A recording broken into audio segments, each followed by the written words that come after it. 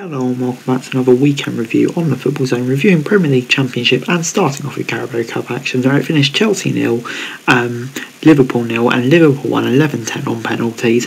And yeah, this was a really great 0-0. Several disallowed goals, some of them I wasn't sure about, the Lukaku one for example, but it went all the way to penalties, and Chelsea subbed off Mendy, brought Kepa on, and he didn't save any of the penalties and then missed the decider. Yeah, a bit of a shocker one, especially because Mendy had such a great game. On balance, I would say Liverpool are probably deserving winners, but you do feel like that could be a costly decision by Tuchel because he was literally unbeatable, Mendy, to be honest. Really poor decision. Moving on to the Premier League now, and Southampton defeated Norwich comfortably in a 2-0 victory. Jay Adams and Oriol Romeo with a goal in the 36th and the 88th minute respectively. And yeah, this was a dominant win for Southampton here, and they're looking really good under Ralph Arsenal on a really great run, just 5 points off Wolves now. A comfortable win here, but for Norwich, really disappointing, and they are starting to get cut adrift once again at the foot of the Premier League after going on what seemed like a really decent run, which is disappointing.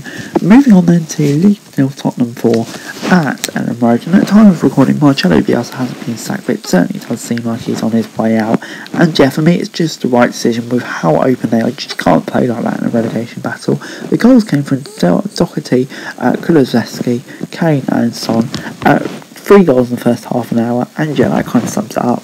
Leeds actually had more shots than Tottenham, but they just got ripped apart on the break, and just weren't clinical enough. Just so disappointing all round, really.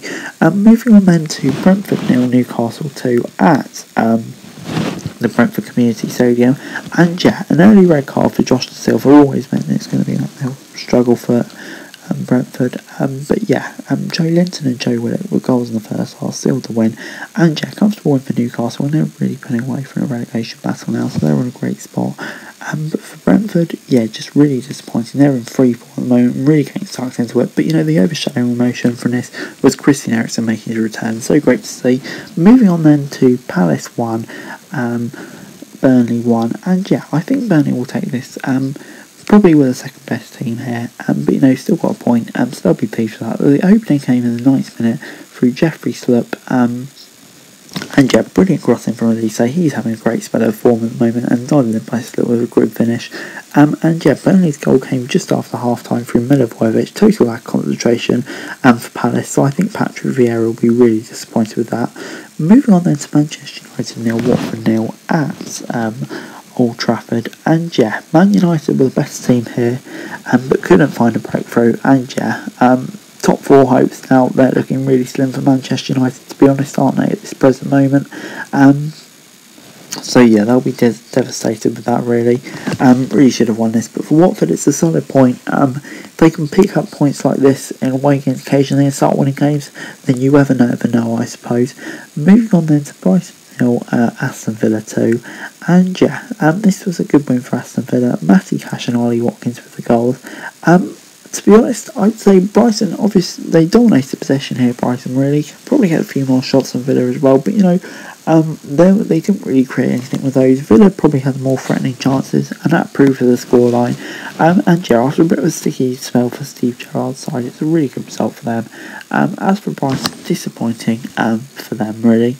Moving on then, Everton 0, Manchester City 1 was the score at Goodison Park, and the only goal of the game coming from Phil Foden in the 82nd minute, and it's a good result for Manchester City, really good, but this game was really overshadowed by a few dodgy VAR calls, and I have to say I don't agree with them at all, and to be honest it's hard to know what VAR were really thinking here. Really dodgy calls.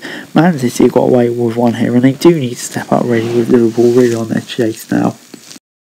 West Ham 1, Wolves 0 was the score in the Premier League on Sunday. The only goal of the game coming from Thomas Tuchel in the 59th minute. And this is a big win for West Ham. It's quite a close game, to be honest. I'd say a draw is probably a fair result, but West Ham obviously been on a bit of a shaky run of form recently, so that's a massive win for them and moves them above Arsenal. So they're still very much in the top 4 race, you'd have to say. And Wolves in 8th now.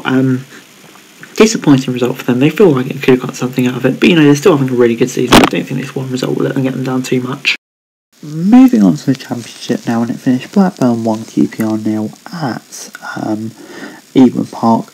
Cans were the only goal of the game in the 77th minute, and this was a huge game, a huge win for Blackburn, because obviously they've had a bit of a sticky run of form recently, so to get the win now, and really kind of, cement their place in the playoff will be absolutely massive for them.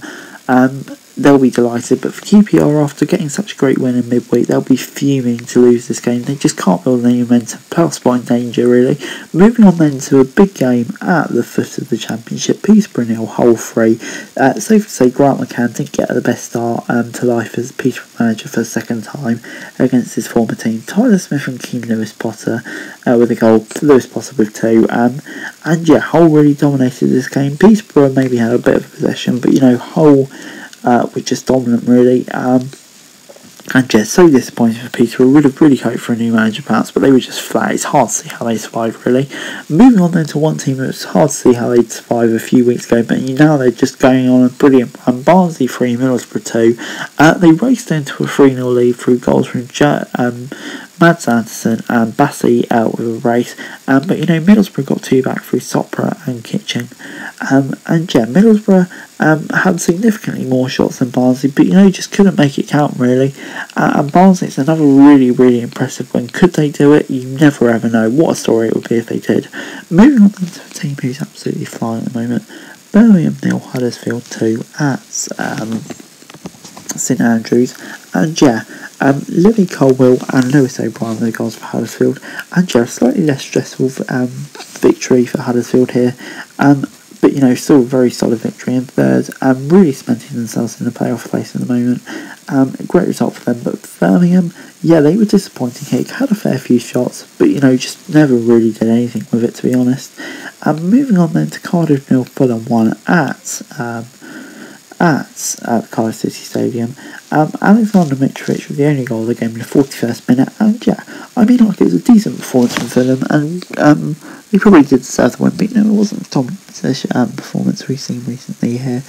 Cardiff stayed in the game, so that's definitely a positive for them, but Fulham once again taking a win, and Mitrovic just proving he's far too good for the Championship level, as we wait for Fulham's obvious promotion. Moving on then to Millwall 1, Sheffield United 0 at the Den, and Jake Cooper with the only goal of the game in the 61st minute. And yeah, I'd probably say Sheffield United were the better team here, but fair play to Millwall. Really, really solid win for them. They're up to 11th now, and on a decent run of form. Could they get into the playoffs? Probably not, but you never ever know really. Only 5 points off Luton. It'd be incredible if they did, but we'll just have to see, I suppose. But for Sheffield United, really disappointing. Can't get too much momentum really. Moving on then, Blackpool 4, Reading 1 was the score at Bloomfield Road. Reading took an early lead through Lucas Jow, and before Blackpool just raced into the lead. And in the end, Reading couldn't do much about it. And yeah, a solid win for Blackpool. Really just cementing their place in mid-table at the moment. But for Reading, I think it's fair to say the new manager bounced onto Paul Wentz, who, let's face it, an appointment that wasn't great, hasn't gone down very well, to be honest.